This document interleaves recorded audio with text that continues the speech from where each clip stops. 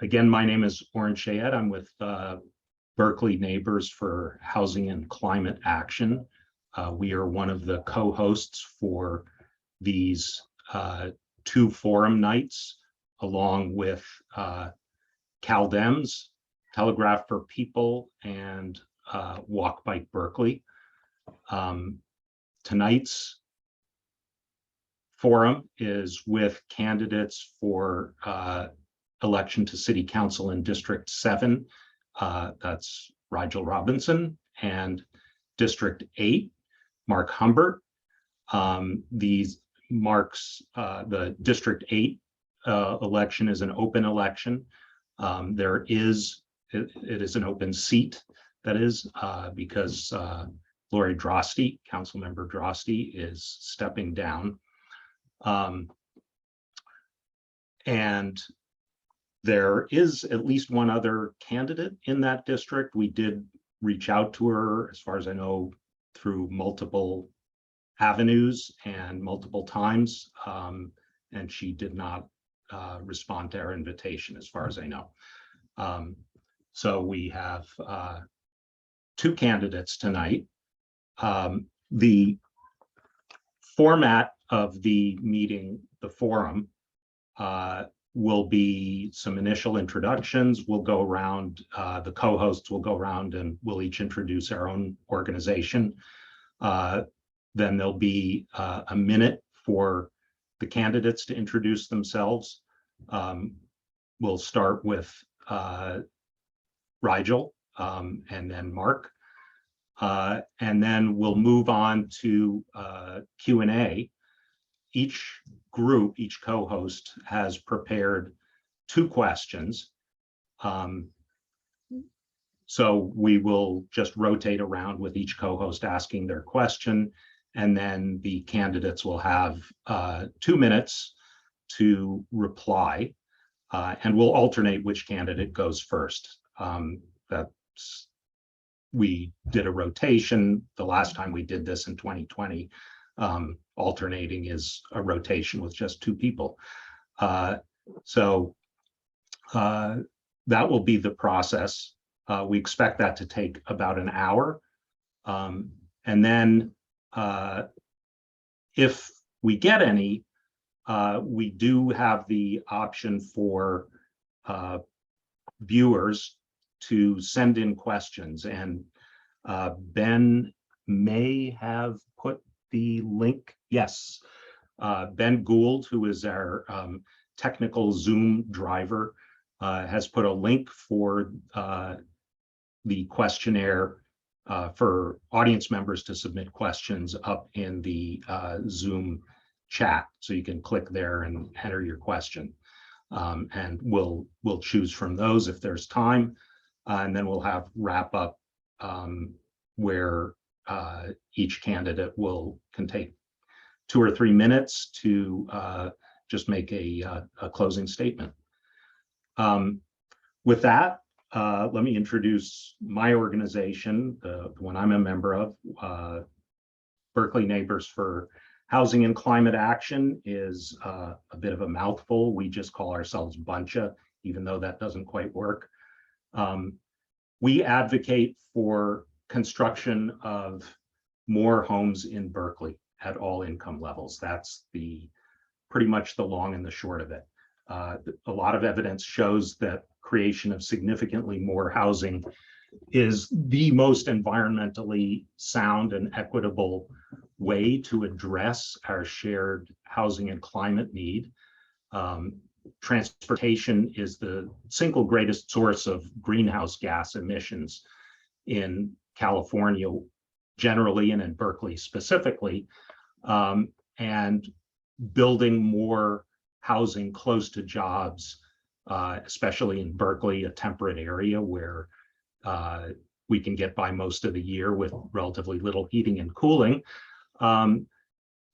can contribute very substantially to mitigating our impact on future climate change.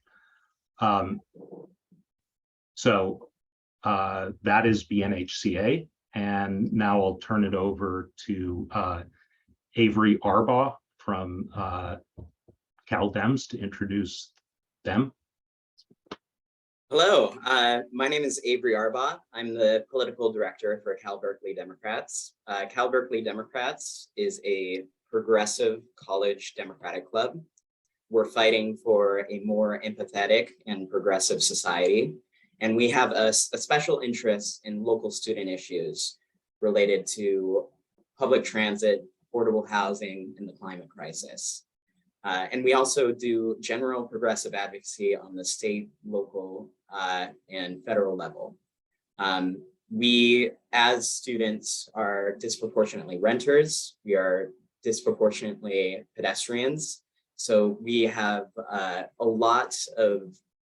we care a lot about issues related to what this forum tonight is about. So I'm glad to be able to talk with you guys about important issues facing our city. Okay, Grayson Savoy from Telegraph for People. Hello, everybody. My name is Grayson. I am the External Affairs Director for Telegraph for People. Telegraph for People is a student-run advocacy group on UC Berkeley. We seek to transform Telegraph Avenue into a place that serves the needs of pedestrians, not the facilitation of cars. Beyond pedestrianizing Telegraph, we aim to engage students in the political process and collaborate with local stakeholders on a variety of placemaking and movement-centered design projects. And we're looking forward to hearing the responses from the candidates on these very important topics. Thank you. And Barnali Ghosh from Walk Bike Berkeley. Hi everyone, I'm Barnali. I'm on the coordinating committee of Walk Bike Berkeley. Thank you, Bancha, for bringing us together today. Walk Bike Berkeley is an all-volunteer organization that advocates for safe, sustainable, and equitable transportation systems in Berkeley. We're interested in infrastructure that makes walking and biking in Berkeley low stress and fun for people of all ages and abilities. Our current focus is on making sure that the city moves quickly to implement the Vision Zero action plan and also moves forward on the process to create an equity-focused Berkeley Department of Transportation that would also allow us to depolice traffic enforcement. For folks who are watching and want to get involved, you can send an email to info@walkbikeberkeley.com. I'm going to take just a couple more seconds to say that on a personal note, even as we've been sweltering in this heat wave, Pakistan continues to be devastated by floods that has affected 33 million people. It's submerged 1/3 of the country. The country's on the verge of a famine. And so far, over 1,200 people have died. The devastation from climate change is not far into the future. It is here. And the actions that we need to take are more urgent than ever. So keeping that in mind, thank you, and I look forward to hearing from the candidates. Thank you. Let me just say that we really appreciate both Rigel and Mark for making time to talk to us and share their views. And I'd like to turn to them now. First, Rigel, to introduce yourselves. Sure. Hey, good evening. It's fantastic to see you all. Hello. I see a lot of familiar faces in the chat, which is wonderful. I thought we'd have a few more candidates today, but this works out great for me. I'm happy to let you all know that I'm endorsing Mark Humbert for the District 8 Council race. I'm really excited about his candidacy. So if it's the two of us tonight, cool kids only. I'm Rigel. For those of you who I haven't met yet, I first ran for the City Council in 2018 as a first-time candidate and in some ways a unconventional candidate for the role. Our all-student campaign team made history when we elected the youngest city council member in the city's history. And I like to think that's made a difference. I have been able to feel time and time again in city council meetings, in closed session meetings, what a difference it has made to the city to elect a fresh perspective for this seat, and this seat in particular, really a unique council district. for those of you that didn't spend all of the last year scrutinizing every single edit and change and proposal made to the redistricting process, District 7 is a city council district that encompasses the UC Berkeley campus, the Southside neighborhood, and Telegraph Avenue, right now running down to Russell, and then after the redistricting out to Blake.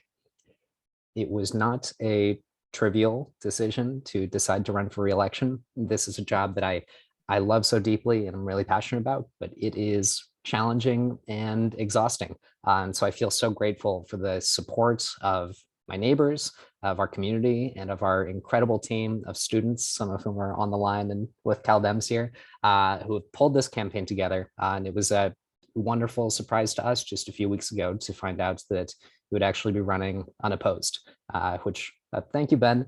It creates a really special opportunity for me to focus a little more on my work in supporting other progressive candidates up and down the East Bay and the essential ballot measures we have up this November that'll help us deliver on our affordable housing and transit goals. Thank you.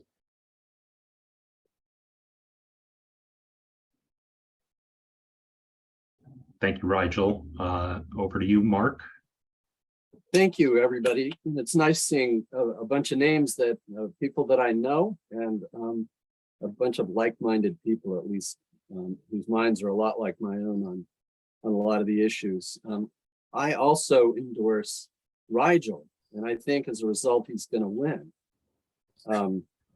In any event, my activism in Berkeley started shortly after I moved to the Elmwood, and District 8 includes the Elmwood and Claremont and surrounding neighborhoods. Shortly after I moved here, Sharon Spencer, a disabled woman in a wheelchair, was killed by a car at the corner at the intersection of Ashby and Piedmont. And I immediately started lobbying Caltrans and the city of Berkeley, who weren't doing very much about traffic regulation, speed regulation on Piedmont, to try to get some kind of a crossing safety enhancements there. When I talked to Caltrans, they told me they were likely to apply the 85th percentile rule because I was complaining about the speed and increase the speed from 25 to 40 or something like that, which made me really angry and motivated me to really continue to try to do something about that. After years of lobbying and with the help of neighbors, we got Santa Rosa lights installed at that intersection. They're kind of useless. I don't think anybody uses them anymore. Ultimately replaced by rapid flashing beacons, a little bit more useful. We need a hawk light there, but that was sort of the beginning of my activism. I got involved with the Claremont Elmwood Neighborhood Association, where I was a board member. And I also served on the Transportation Commission and Public Works, worked on, was on the bike subcommittee for in the Transportation Commission. And it looks like I've run out of time here. Somebody held up a 15-second sign. So thank you. Okay, in terms of the format, in case I didn't mention it before, we're hoping that we can keep the answers to 2 minutes. If you run a little bit over, it's a little bit less of an issue than it might have been because we have one fewer candidate in the forum than we had planned for. So we've got a little bit more flexibility, but when you do, you will see that sign go up from Ben when your time is when you're getting close to 2 minutes. All right, so I'll start things off with BNHCA's first question, and this will go to Rigel first, and then Mark, and then we'll reverse them for the next question. As you know, the housing element planning is currently underway. I believe the city's initial version has actually been submitted already to the state. And it has to be approved in the final version by the end of January, according to the state timeline. this plan calls for something in the neighborhood of 4,000 affordable homes or it's required to plan for something in the neighborhood of 4,000 additional affordable homes in Berkeley. What is your view on how these below market homes should be paid for? Thank you, Arn. Yeah, that's right. We should be getting our first notes back from HCD in just a few months, I think, maybe first checkpoints in October. It's been a long journey. I think the piece of this especially that has been, that I've followed most closely for the last 6 or 7 years now has been the focus area on the South Side. As a student, we were really involved in pushing for the referrals coming out from council to zone for more student housing now, an initiative that ended up getting folded into the housing element and is now looking like it's going to result in an increase of the outside envelope of the zoned capacity of the South Side by as much as 1,000 units, which is a huge win and a huge piece of the puzzle in meeting the specific need in the student housing crisis, or the housing crisis within a greater housing crisis. When we look to those below market rate units that we so urgently need, obviously, things like Measure L that we're going to the ballot for right now are an important piece of that puzzle. But just as important is our affordable housing requirements in new construction. Something I've focused on in my time in office is making sure that we're really getting out of those requirements what we want to and what we expect to. Actually, my first item on the city council, I believe with the co-sponsorship of Mayor Arreguín, council members Drosty and Hahn, was a measure to revisit the affordable housing mitigation fee and make sure that we're actually getting the outcomes out of it that we want. Right now, it's designed with a per unit system to get affordable housing monies out of new development. And we're considering now moving to a square footage system that I think, in certain situations actually may yield a more significant payout to the city, but more importantly, will help us get away from some of the floor plan manipulation that we've seen in a few projects where developers try to plan their projects in a way to minimize the amount of affordable housing contributions that they're paying out to the city. And those monies are so essential because that's how we end up being able to finance projects for those extremely low and very low income brackets that are often less likely to be the result of that affordable housing requirements in new construction. I see that time mark. Thank you, Arn. It's a great question. It's hard for me to add a lot to what Rigel just said because he's, much more of an expert on this issue, obviously having served on council than I am. But I agree that we should fund affordable housing by taxing market rate housing. The devil is in the details. What is the right amount of tax? We don't want to discourage market rate housing because we need housing at all levels, from supportive, from housing for the unhoused, all the way up to, all the way up the scale. Even to luxury housing, which is often defined as a nice apartment with a washing machine and maybe an air conditioner or something. So yes, we need to fund affordable housing by the inclusionary fees, and the question is how those be set.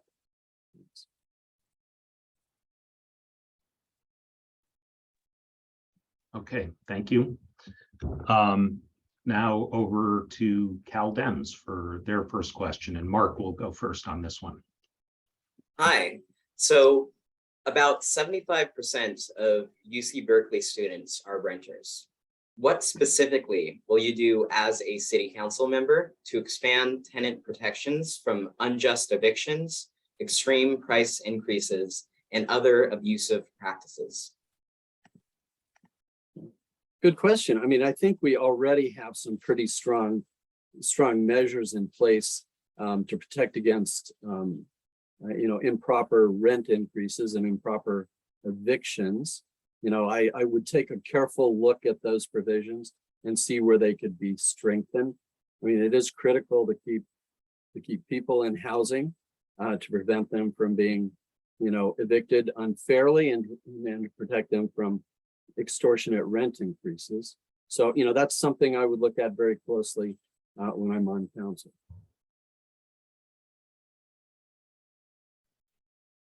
Rigel. Richard.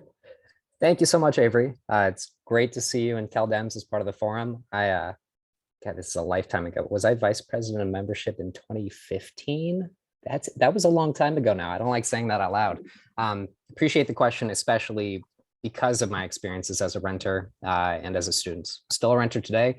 But I think when I work on tenant protection and eviction issues today in the city, one of the experiences that I reflect on most is when I moved out of my apartment, I think between my sophomore and my junior year. I didn't know the vocabulary at the time, but in retrospect, it's clear to me what happened was that I was constructively evicted. I did not receive an eviction notice, but me and my roommates left that building because the building was unlivable. I was lucky at the time that because of my connections in local government, I knew that there was a rent board, knew that there were staff at the rent board that I could reach out to for help and advice and guidance, and was able to, through a series of sort of passive aggressively CCing the right city staff on emails to my landlord, extract a pretty significant rent reduction from them. But that's not the sort of situations that students should be turning to. And you shouldn't have to be politically involved in the area to know your rights and to know the resources available to you. I'd say what really frightens me right now is that I think within the campus community, we have lost so much institutional memory as a result of the pandemic. We went through basically a year and a half where you could flip a coin for every student, whether they were even residents of the city of Berkeley during their time as a student or not. So a lot of the practices that it felt like we'd finally built up over years to pass on important information and make sure that there were clear lines of communication to students in the dormitories or students in the co-ops or students in group living arrangements or private apartments about what their rights are and what to do in a challenging situation. That's all gotten a lot thinner. So we're lucky, as Mark noted, to have a really robust web of tenant protections in the city of Berkeley, more so than a lot of jurisdictions. But those rights are only as good as people know them. And for students especially, we have a lot of work to do to fulfill that. Over to Telegraph for People. And Rigel will answer this question first. Hello, candidates. Our question is, do you support the effort to ban personal vehicles in Telegraph from Bancroft to Haste? And if so, what specific actions will you take to ensure the realization of a car-free Telegraph? Thank you. Thank you, Grayson. It's great to meet you. I don't know that we've had the chance to meet in person yet. It's fantastic that T4P is a part of this forum. I am so grateful for your work. My colleagues on the city council will remember the sort of 2019 chapter of this project where I was introducing item after item to get the council to support the vision behind this project. Telling the Mercury News that I wanted to ban cars on Telegraph and just screaming into the void about how this commercial district and critical arterial in our city could be something better. And the conversation has totally changed since then. The movement that students have built around this project is so robust and has totally changed the narrative. And I think really expanded the Overton window of what our city staff think is feasible or possible for this project. It's been a long journey. I think what I would tell you right now that I'm most worried about, construction costs everywhere are skyrocketing. The California Construction Cost Index, I think just in the last year, it saw something absurd, like a 12 to 14% increase, which is next to unheard of and a product of just everything the pandemic has done to the market. But we're in a situation where, in February, council approved conceptual designs, really ambitious conceptual designs on this project that admittedly really exceed the initial scope of the project. So that was a challenging dynamic to begin with. Now, as we move forward on delivering on those conceptual designs, we're looking at a scenario where we have a conceptual design that's grander than the initial scope of the project in a universe where construction costs are rising rapidly. It is going to take a lot of political will to make sure that this council is able to see through this project and make sure that what we fund to construct is the most pure and complete version of the vision of a pedestrianized telegraph that we've been working towards for years. And so that the energy you're building around that is essential, but the political support of every single council member will be essential in doing that too. Well, Rigel's a hard act to follow, and particularly on this issue. I'm total support and really excited about the possibility of conversion of that section of Telegraph Avenue to a pedestrian mall. I've seen just how wonderful they are in Boulder, Colorado. I think it's called the Pearl Street Mall. It's really great for the merchants. It provides a much safer environment for cyclists and pedestrians to transit and hang out. I've seen it in Charlottesville, the University of Virginia. There is a wonderful mall leading up to the university there. I think we ought to have it in Berkeley, and I think it ought to be even cooler than either one of those places. And being Berkeley, it will be, I hope. So if elected to council, I plan to wholeheartedly support this project. Thanks. Thank you. Over to Walk Bike Berkeley, and this one will go first back to Mark. So in 2021, we lost 8 people to traffic violence.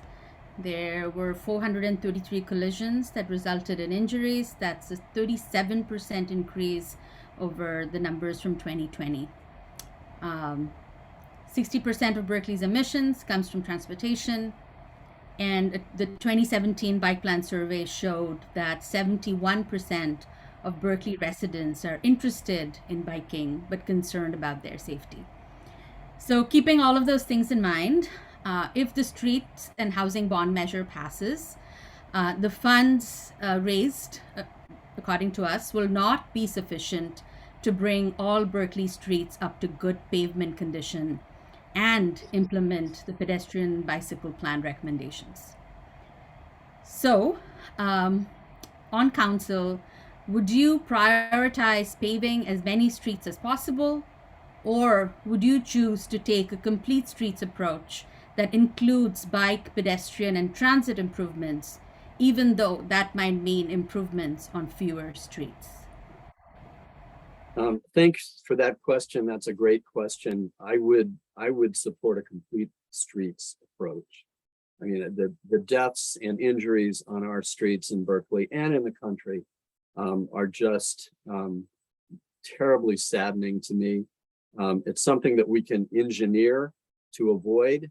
And we know that if we have protected bike lanes and we have good, safe crossings on those protected bike lanes, and we have raised tables at pedestrian crossings, and we sharpen the corners of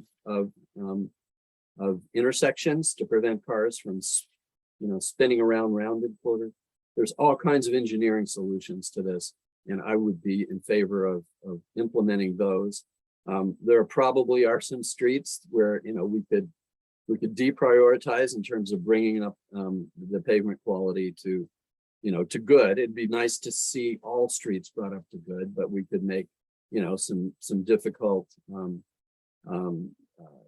decisions in that respect. But I would tend to support very strongly a complete streets approach. Thank you, Barnelli, so much for that question. I really want to thank you for your remarks at the opening of the meeting and reminding us that the decisions we make and planning local policy decisions are part of a global context. There's a tug of war here, right? The conversation around PCI and street repaving is challenging because this is one of those areas where we know most explicitly that our investments today save us significant costs in the long run.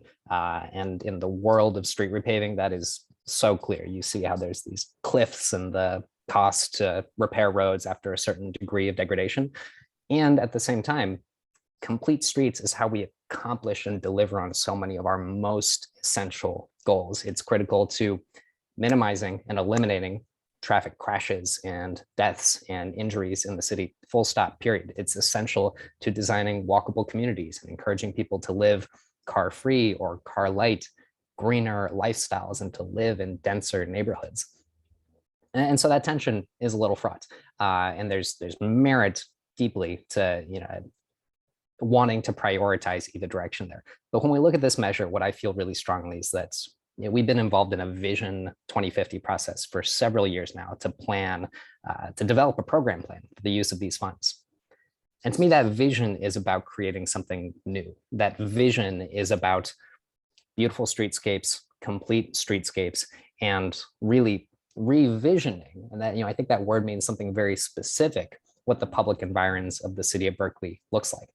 To me, that's deeper than maintenance, which we absolutely need to be doing too. And I think our council is doing a really good job in cooperation with the Public Works Department right now of developing more creative ways to do that maintenance work. But for the Vision 2050 monies and the monies will yield from this bond, I absolutely wholeheartedly believe that complete streets and changes to our infrastructure, new infrastructure that'll make our streets safer and more sustainable is not just the right thing to do, but also the best way to fulfill the commitment that we make to the voters, should they be kind enough to approve this measure.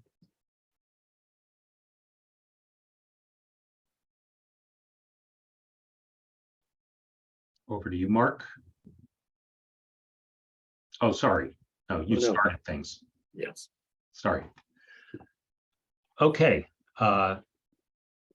Round two, I believe we're on.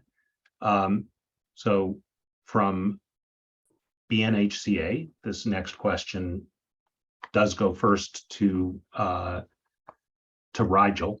Hi.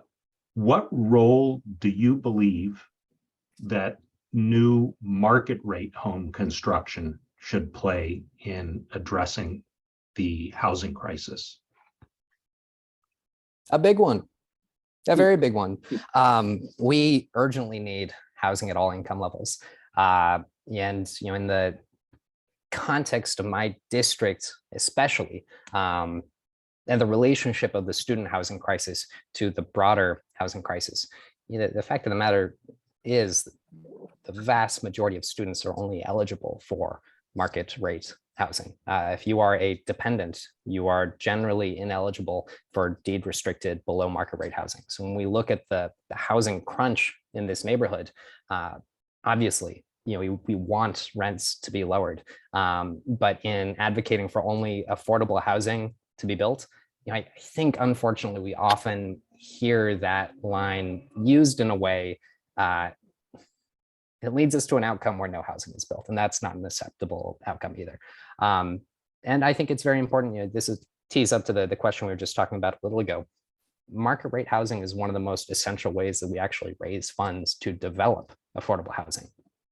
And the units that often go into market rate projects that are deed restricted are generally much more likely to be at higher income brackets, say 80% of area median income.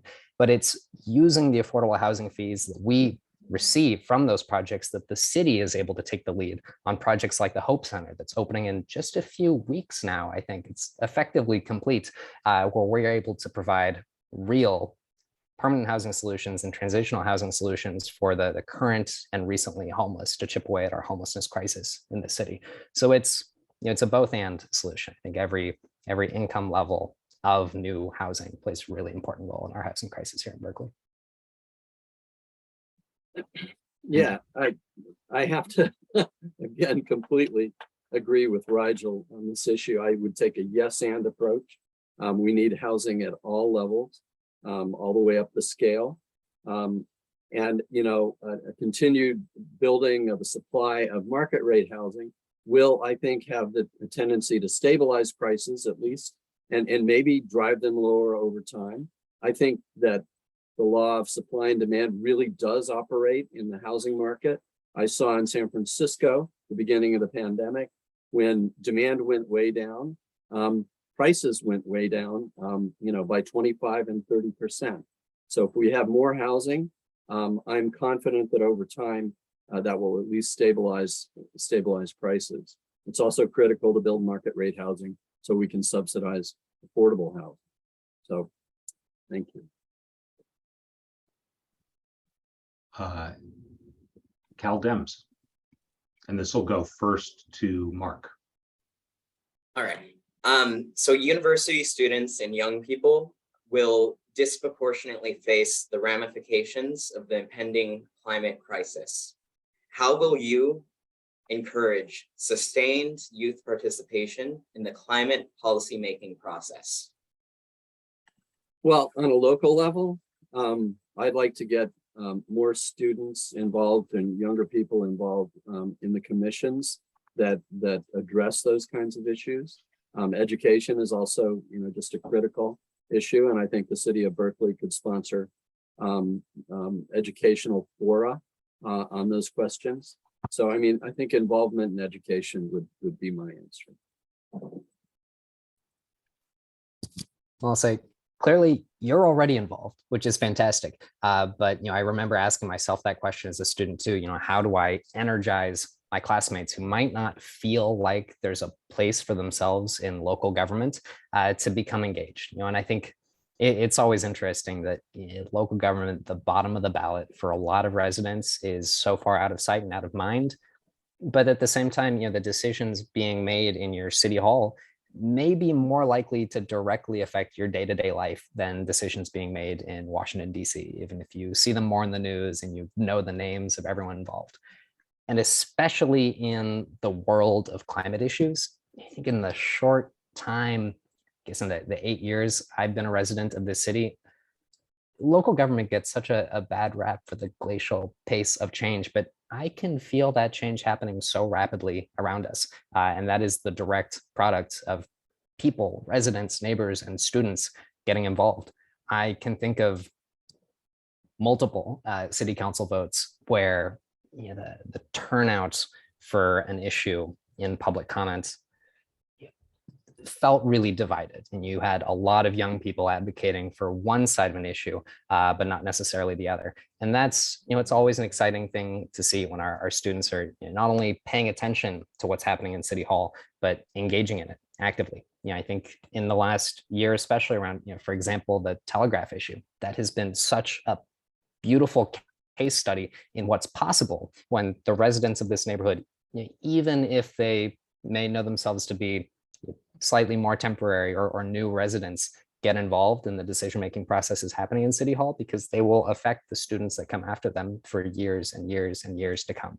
So to Mark's point, I think the vast majority of my appointees on city commissions are UC Berkeley students at any given time, but it goes so much deeper than that, right? It's raising awareness about the ways that the decisions that happen in City Hall affect every single resident of this city, and young people especially, and encouraging them to flex their political power and turn out to meetings. And it really does make a difference. I've seen it happen.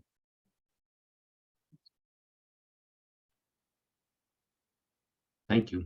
Over to Telegraph for People and Rigel for this one first. Again, my name is Tyler, and I'll be asking this question for Telegraph for People. Our question is, should the streets and housing bond measure pass, how will you uphold the safe street provisions of Vision 2050 in accordance with the City of Berkeley's Vision Zero goals? Thank you so much, Tyler. That's a great question. Reminds me a lot of Barnelli's question just now. I am so excited to live in a world where we have passed this bond measure and we can make serious progress on our bicycle plan and our pedestrian plan. And so frightened of the world where we are not in the privileged position of being able to do that for a dozen different reasons. I think as a matter of prudent financial management for the city, to not be able to make this progress on our paving needs is going to mean we have dramatically more dire needs in just a few short years' time, but also because the urgency of the safety crisis on our streets demands that we make these improvements as rapidly as we can. One traffic fatality in the city of Berkeley would be one too many. I take the goal of the Vision Zero campaign to work towards zero traffic fatalities in a given year very literally. I absolutely think it's possible. And we have incredible plans that lay out a roadmap for how to get there. We need to deliver on them. Outside of the context of the bond, one of the really important ways that I've tried to sort of agitate our staff in the last couple of years around this issue has been, within the world of street paving, making sure that every time we're doing paving on a street, if there are potential improvements that have been forecast for that street by way of either the bicycle plan or the pedestrian plan, that when we are paving that street, we build those improvements in while we're there. That referral, the Berkeley initiative to build improvements for mobility, bicycles, and pedestrians, that was the Biebenpop referral.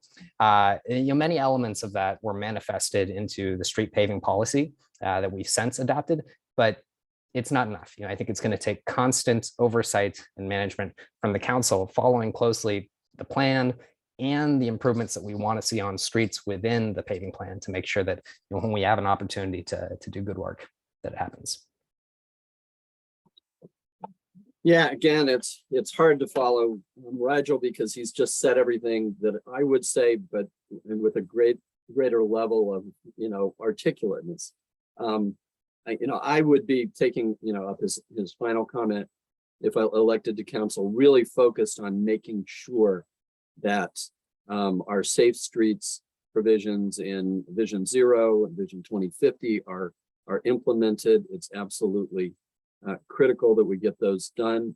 I also think just in the short term, and I will advocate very strongly for the passage of the bond. I plan to reach deep into my pocket and contribute to the fundraising for the bond, to promote the bond. I think it's critical. There's some short-term things we can do, and this doesn't necessarily address your question directly, but I just read a piece about Hoboken, New Jersey, of all places, has reached its Vision 0 goal of 0 traffic deaths for some number of years. And they've done it largely by daylighting intersections using red paint, so that as pedestrians cross the intersection, the sight lines aren't obscured and cars don't run them over. So that's a cheap solution that we can do in the meantime that really enhances safety. But in general, just praying for the passage of the bond, and we'll work for the passage of the bond. And then if I'm elected to council, I'll work with Council Member Robinson and the other members of council to really make sure that we build these safety improvements that are laid out in the 2 vision documents. Thanks. I think now we're over to Walk Bike Berkeley, and Mark responding first. So,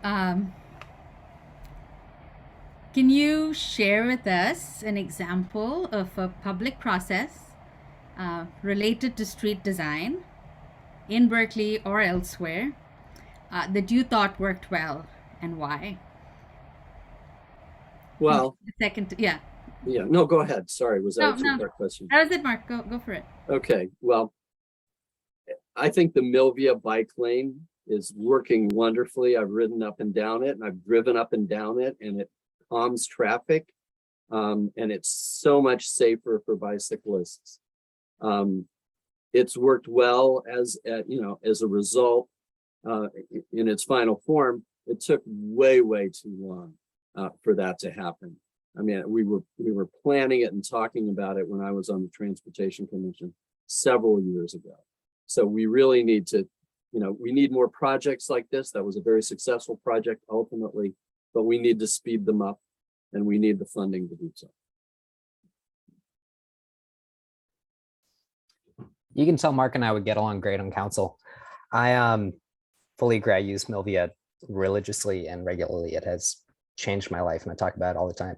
The example I want to use for this question, though, isn't a great example, but it exemplifies something really important to me. So it's the Telegraph project and the Southside Complete Streets project, which is by no means over. It's far too early to celebrate anything, really. But I think something really unique has happened through the process. And I nodded to this a little bit earlier, but we came into a Southside Complete Streets planning process. I think for those of us that entered the planning and political picture a little more recently, almost inherited a framework of a project that I felt was very narrow in scope. And because of the advocacy of the community, and because of the open-mindedness and the passion of our city staff in the transportation project, that project has become something else entirely. And it's a really beautiful thing. And there won't always be the environment for that to happen everywhere and for every different project, but the collaboration, the openness to new ideas, the willingness of staff to receive something like option 5 from Telegraph for People and to take it seriously, to treat it like a real planning proposal, not just a piece of community input that they can respond to say they've received and then not look at again. I mean, it really has informed and shaped the planning process for city staff. That's a beautiful thing to see. And I think it's the reason we get involved in this work. It's the reason that we advocate for safer streets and for beautiful commercial areas, because we want to hope that we can encourage bureaucrats and planners to dream bigger. And it's wonderful when it happens.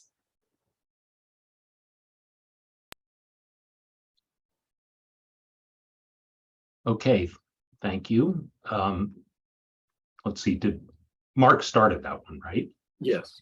Right, we finished off with that. So now we've got a couple of questions that have come in from audience members that I think are appropriate and relevant to ask. Can I interject real quick? Sure. Hi, Mark. You've only been a static Twitter avatar to me for years, but I've been liking your tweets for such a long time. It's good to meet you, Mr. Headland. Good to meet you too, sir. Old home week here. Okay, the first question is, and I guess this will go to Rigel first. What is one thing that you would like Berkeley students to know about the work that you are doing right now, or that you wish to do, or that you wish to do on city council, aside from in connection with the housing crisis, which of course most students know about?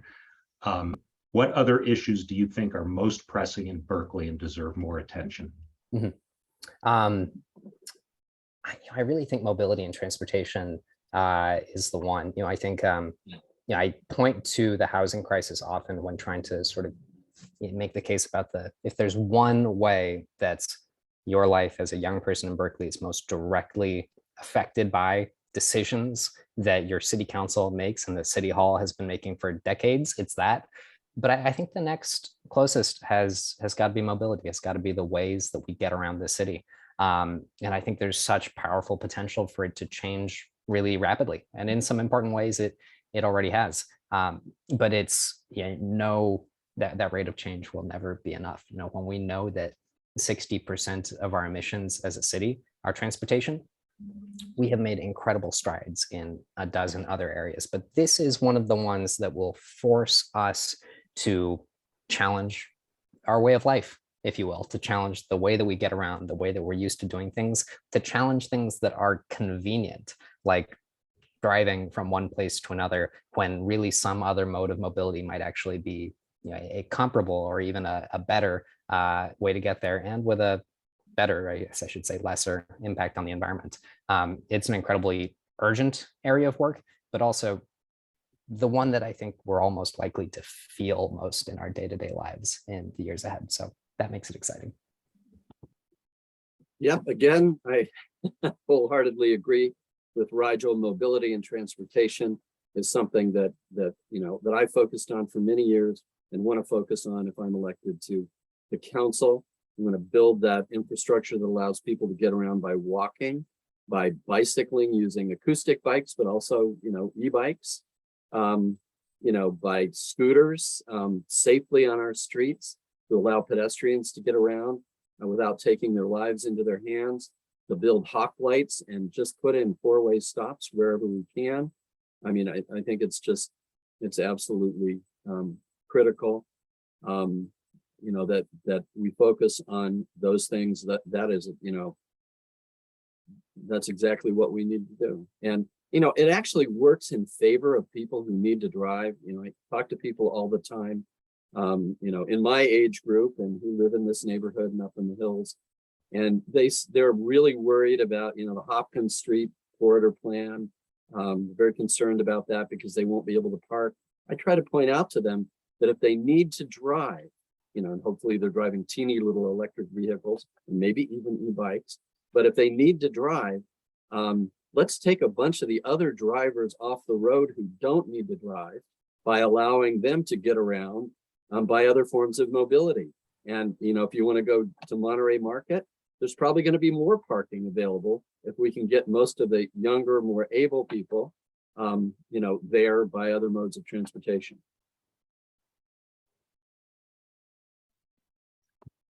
All right, thank you. This second question, I'm not gonna just read it as written, but I'm trying to interpret what was intended. But I think it's very relevant to this this forum.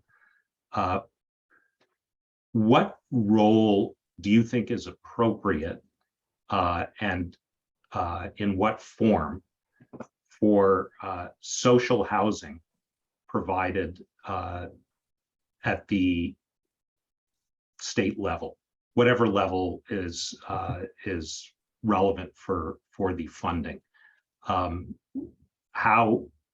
What role should social housing play going forward? It obviously hasn't played much of one in the past.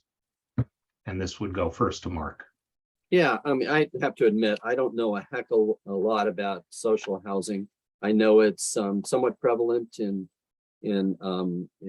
maybe in Singapore and also in Vienna. My understanding of social housing is that it's a wide range, of people living there in terms of socioeconomic levels, and people pay, rents according to their ability to do so. I think it's a great idea. I'd like to see more of it. It allows us to live with people unlike ourselves and form friendships and connections with people at different socioeconomic strata. I think it's a brilliant, elegant idea, and it's worked in other parts of the world. And I'd really like to see some significant projects started on a state level, and it'd be neat if Berkeley could participate in those projects as well. Big believer in the principles behind it. And as you all know, of course, it's a project that's challenging to take up at the local level, if nothing else, for a lack of resources. But Councilmember Taplin has really taken the lead in trying to assess that legal and resource landscape and make sure that the city is playing the most productive role that it can in that conversation. And it's absolutely thrilling that there's momentum building behind this at the state level, which I see as unambiguously positive.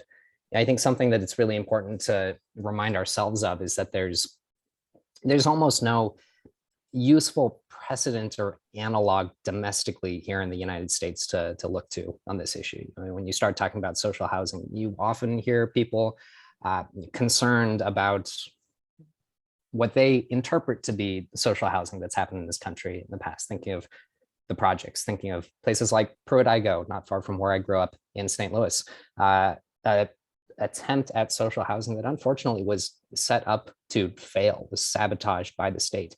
That is not a precedent to look to, but it's happening and being done effectively in other countries. Interestingly, perhaps a more useful analog to us, thinking even of my own city council district here, is housing developed by the University of California, a land-grant public university, social housing. It's not a perfect comparison, but it's, I think in some ways a useful one. There would be such a powerful role for the state to play in being in the business of development and being able to sort of work against market cycles and provide new units when it's otherwise more difficult for private actors to do so. But it'll take resources. I think for this to happen effectively, it's going to be a program with the full weight of the state behind it. And it's going to take a lot of political momentum to get us to that place. But we're starting to see that ball really move, which is very exciting.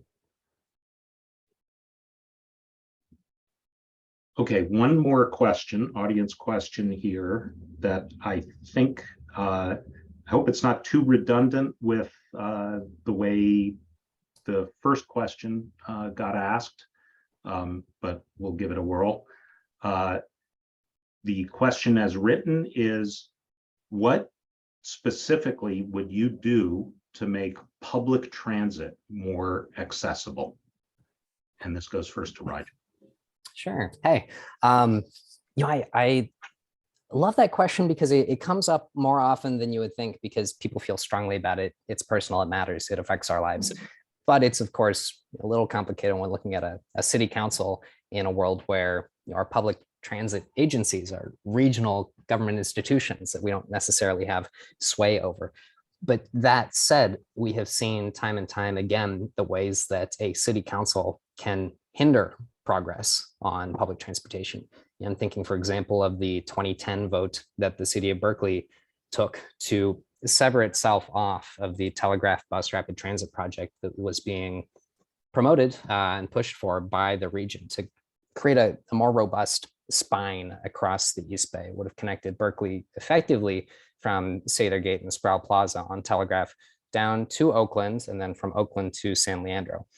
You all are very familiar with the latter leg of that, because today we call it Tempo. That's the leg between Oakland and San Leandro that was completed. But Berkeley, in the face of that choice and in the face of all the resources that were being put behind this planning effort, said no, for reasons that are predictable and to a certain extent understandable, concerns about parking loss, about impacts on small businesses, but all reasons that we look back on now and see as so clearly, so transparently myopic and short-sighted. The city made a decision about public transit, about regional transit, that I absolutely think we wasted an opportunity that would have been to the benefits of the region environmentally, would have been to the benefits of the region economically, it would have been to the benefits of our regional housing goals, and that is a huge shame, which is why I introduced an item early in my term to formalize the city's reversal of its position on that project. A decade late, which makes no difference, which doesn't matter that much, but means that the next time the region and the county are coming around to Telegraph Avenue for a corridor study, they know that the politics have changed. They know that the city of Berkeley is a city that's eager to say yes to these sorts of regional investments that will transform our transportation system. It's a shame we couldn't do that a decade ago, but the very least we can do is be more open to it now. One more time, I agree with Rigel completely. BRT would have been a wonderful thing on Telegraph. I think it actually would have contributed substantially to, increasing commerce, and certainly walkability, and just kind of the vibrancy of the part of Telegraph that leads up to Dwight, certainly. So deep regrets that didn't happen now 12 years ago. The other things, I'd like to see BRT on other arterials and main routes. BRT along with really robust bicycle lanes, protected bicycle lanes on San Pablo would be a wonderful thing. So it'd be nice to have, BRT on San Pablo. It would be really nice to have BRT on Telegraph, maybe even on University. Those things would make, those kinds of improvements, transformations would make transit much more usable, for more of us. Of course, as Rigel pointed out, the city council has less to say about that, obviously, than AC Transit itself and the regional transit decision makers. The other thing is really, if we can, to push on AC Transit to reduce head times. I mean, and to restore, some of the routes that they've taken away. 80. There's no reason why we shouldn't have a bus on Ashby, and they canceled the bus on Ashby at the beginning of the pandemic. It's really it's a way for people in the Elmwood and the Claremont to get down to Ashby. It's a way for people in West Berkeley to get up to the Ashby BART station. So to make transit, to really, my idea would really to be for council, to the extent that council can, to lobby AC Transit to reduce those times on transit, and, and to really consider the possibility of adding, a number of BRT routes.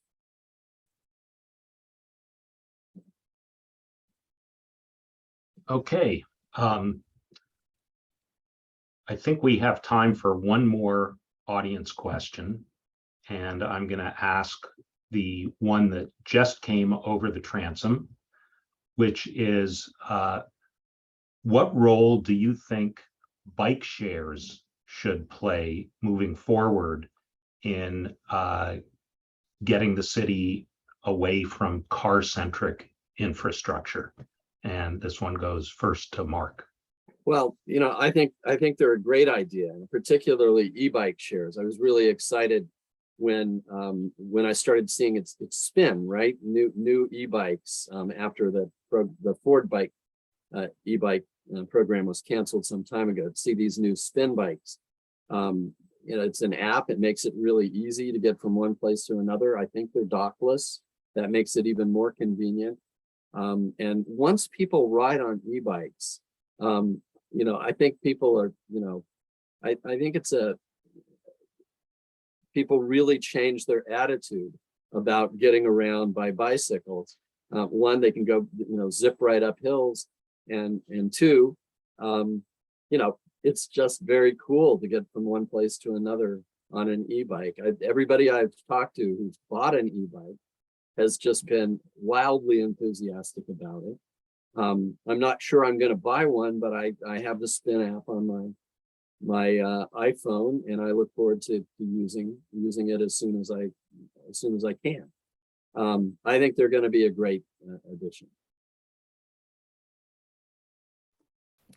In the last 24 hours, I have used Bay Wheels once and a Link scooter once. I think that's my micro mobility tally for the last 24 hours. For the most part, I walk and use my own bicycle named Egg and the AC transit system to get everywhere I need to. But there are so many gaps in the transit and mobility universe that micro mobility can help fill. I think that's where a lot of the potential really lies. Yesterday, this was to get to a location that I needed to for a one-time sort of situation that was not super accessible on any bus routes. And there was a way I could have gotten there if I took one route and then another. Then I would have had to walk like a further distance from there, and it would have taken like 4 times as long. And so that, it as a matter of convenience, I think there's a real benefit there. But far more importantly, when you are able to fill those gaps and convince people that even those hypothetical situations that we tell ourselves over and over are what we would need a car for, even if we went car light, you would still need a car for that occasional moment where you need to get somewhere where you can't get on a bus or you can't get on BART. If micromobility can answer that question for people, I think for a lot of folks, that's kind of the last piece of the puzzle, that first mile, last mile arrangement. And that's a huge opportunity. I'll share with you, in my utopia, I would love to see a publicly managed and operated and owned bike share system. I think that's a really important goal for us to work toward. But that said, in the interim, the public-private partnerships that we've been able to pull together have met an immediate need, and for that, I'm really grateful.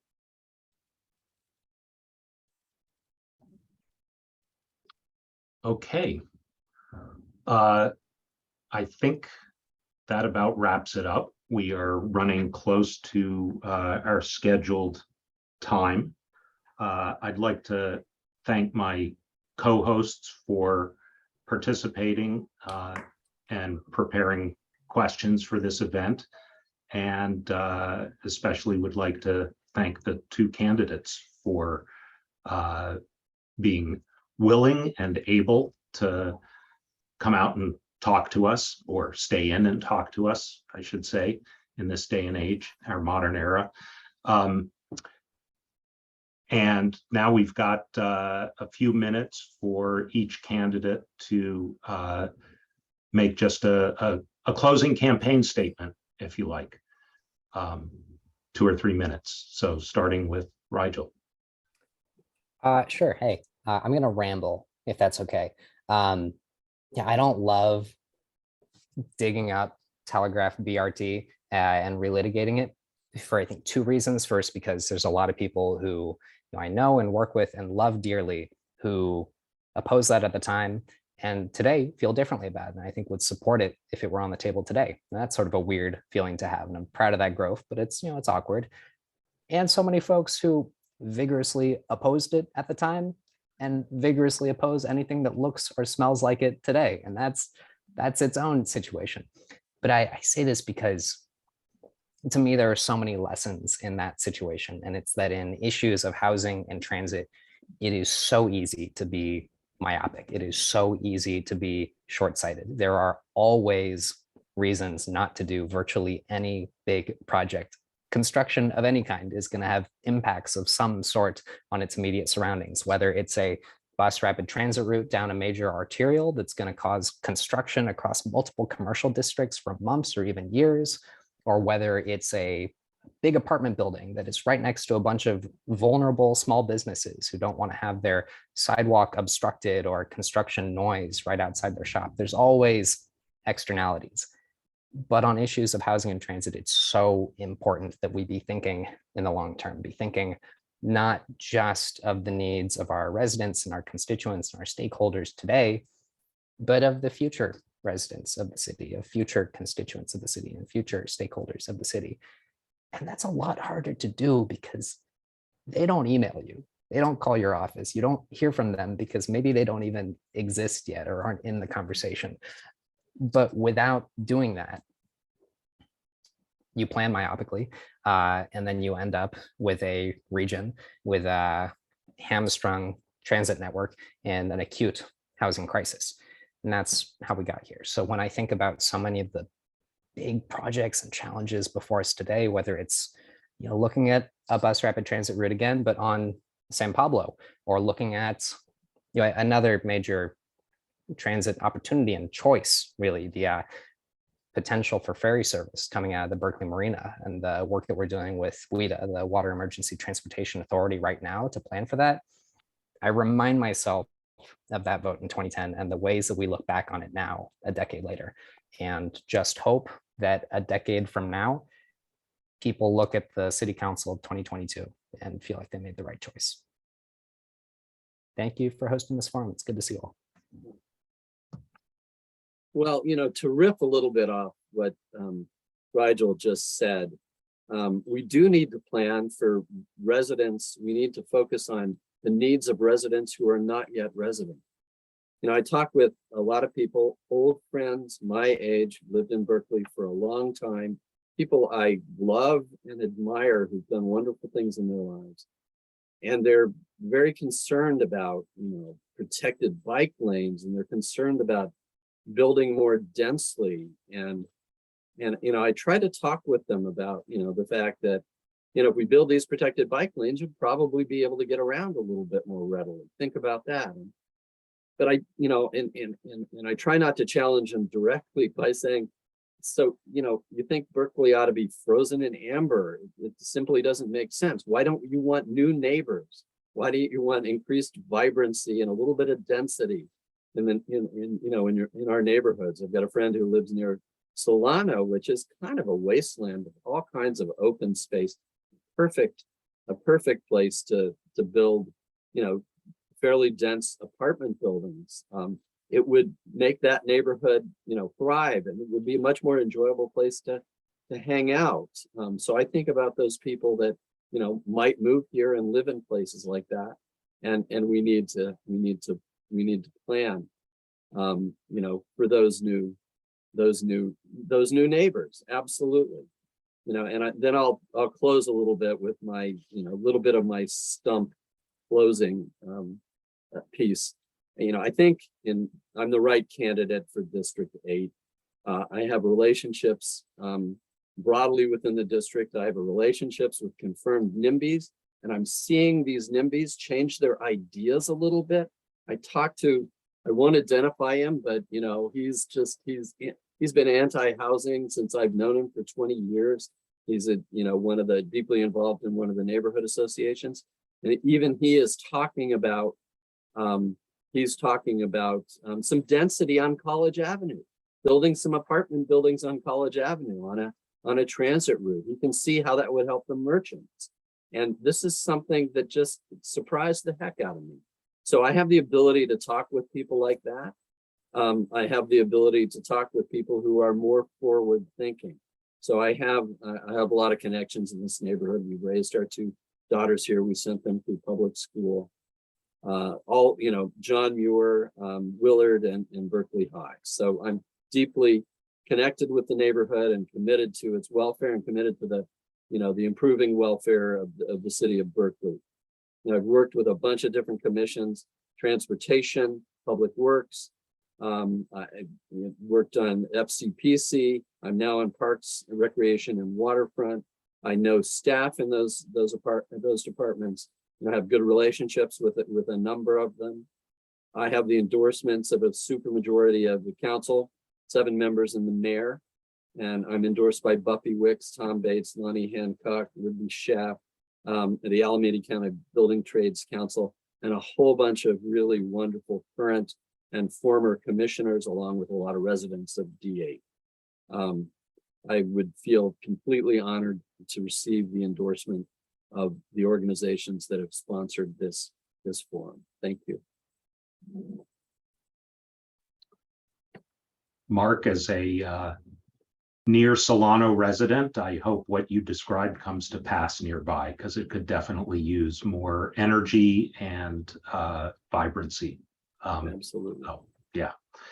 Again, thanks to all the participants and the audience for listening and sending in questions. And just as a reminder, again, this will be up on YouTube.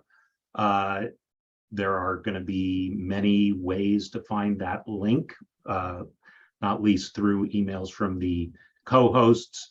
And we all have mailing lists, all of the host organizations. So you can go looking for any of us that if you're not already on our email list, you can get on our email list. And one more reminder, there will be another forum next Thursday, starting at 6 instead of 6:30 for District 1 and District 4 elections, city council elections. And with that, good night to everyone. Thank you again. Thank you. Thank you so much for having us. Night, night.